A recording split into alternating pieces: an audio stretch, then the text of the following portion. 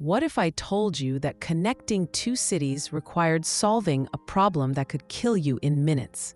And the man who figured it out never lived to see his dream come true. Stay with me to discover the tragic triumph that changed America forever. It's November 13th, 1927. Midnight is approaching. Over 1,000 cars are lined up on the New Jersey side of the Hudson River, engines idling, drivers eager to make history. They're waiting to enter something that shouldn't exist, something that engineering experts said was impossible. An underwater tunnel for automobiles. Here's the problem nobody could solve. Cars produce carbon monoxide, deadly, invisible, odorless carbon monoxide. Pack enough cars into an underground enclosed space, and everyone inside dies. Simple as that.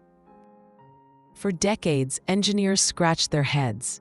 Ferries could carry cars across the Hudson, but they were slow, limited, and entirely at the mercy of weather and ice. New York City and New Jersey desperately needed a direct connection, but bridges were impossibly expensive given the river's width and depth. A tunnel seemed like the only answer, but a tunnel filled with car exhaust was essentially a gas chamber. Enter Clifford Holland, 36 years old, brilliant, obsessive, determined to do what everyone else said couldn't be done. Holland doesn't just want to build a tunnel, he wants to make the longest continuous underwater vehicular tunnel in the world, nearly 2 miles long, under one of the busiest rivers in America. And somehow he's going to fill it with fresh air while thousands of cars pump out poison. In 1920, construction began, and it's fierce. The workers refer to themselves as sandhogs. They dig through mud and clay at the bottom of the Hudson River in pressurized caissons. The pressure can reach 47 pounds per square inch. That's like having an elephant sitting on every square inch of your body. One worker later remembers, men would work an hour or maybe a shift, and they'd never be seen on the job again. Even the strongest men were tired after 15 or 20 minutes. And there was always the worry of being fired. If you took more than 2 sips of water during a shift, you were told to collect your wages and go home. 14 men died building this tunnel. 14. And then there's Holland himself. His wife later recalls, evening after evening, he remained at work. Our dinner hour was always uncertain. If we convinced him to attend the theater, he would always return to the tunnel afterward, spending hours personally supervising the work. It was always the tunnel he was thinking of. The ventilation system he designs is revolutionary.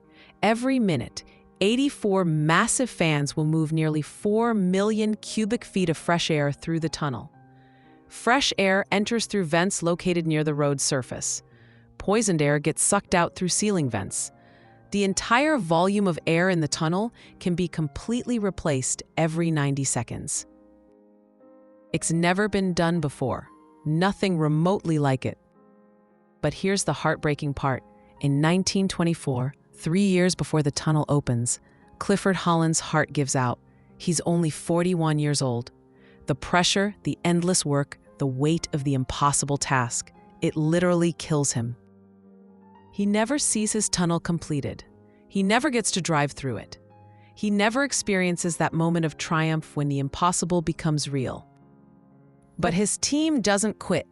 Engineer Milton Freeman takes over and brings the project to a successful completion. And on November 12th, 1927, something magical happens.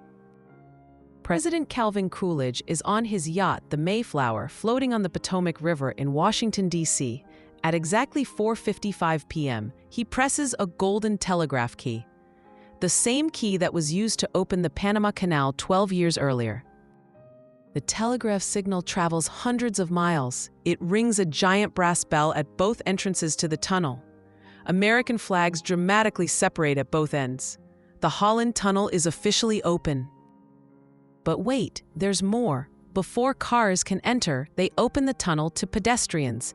20,000 people walk the entire length of it, nearly 2 miles underground, under a river, breathing clean, fresh air in what should be a death trap. Can you imagine the wonder? The absolute amazement. At 7 p.m., the tunnel closes to pedestrians. At 1 minute after midnight on November 13th, the first car enters. The driver, the daughter of the chairman of New Jersey's Bridge and Tunnel Commission. The second car, driven by Anna Holland, Clifford's widow, accompanied by their 4 daughters. Anna Holland, who watched her husband work himself to death for this dream, finally gets to experience it. I wonder what she felt in that moment. Pride? Grief? Both? On that first day, 51,694 vehicles passed through the Holland Tunnel. The New York Times describes traffic backed up for miles. Everyone wants to be part of history. But here's my favorite detail. Remember how everyone worried about carbon monoxide? Before opening, the engineers needed to verify that the ventilation system was functioning correctly. So you know what they did? They set a car on fire inside the tunnel. I'm serious. They literally burned a car to test the system. And in 3.5 minutes, the ventilation system completely cleared the smoke and flames. That's confidence. That's engineering. That's we're so sure this works that we'll create an actual disaster to prove it. Today, nearly 100 years later, the Holland Tunnel remains operational. 15 million vehicles pass through it every year. 15 million! That's over 40,000 cars every single day using a tunnel that was built with 1920s technology by workers digging through mud with their hands. The Holland Tunnel proved that the impossible was just a problem nobody had solved yet. It demonstrated that American ingenuity could overcome any obstacle, and it honored a man who gave everything, including his life, to connect 2 cities. The next time you drive through a tunnel, any tunnel, remember Clifford Holland and the Sandhogs. Remember that every engineering marvel comes with a cost, and sometimes that cost is measured in human sacrifice and determination. What's the most impressive piece of engineering you've ever experienced? Share your stories in the comments below. If this story of innovation and tragedy moved you, you're going to love what we explore tomorrow. Here at History Sparks, we uncover the remarkable moments that built our world, one incredible story at a time. Hit that subscribe button and join thousands of history lovers who discover something extraordinary every single day. Trust me, tomorrow's story will leave you speechless. Until tomorrow, keep exploring. The past is full of heroes you've never heard of.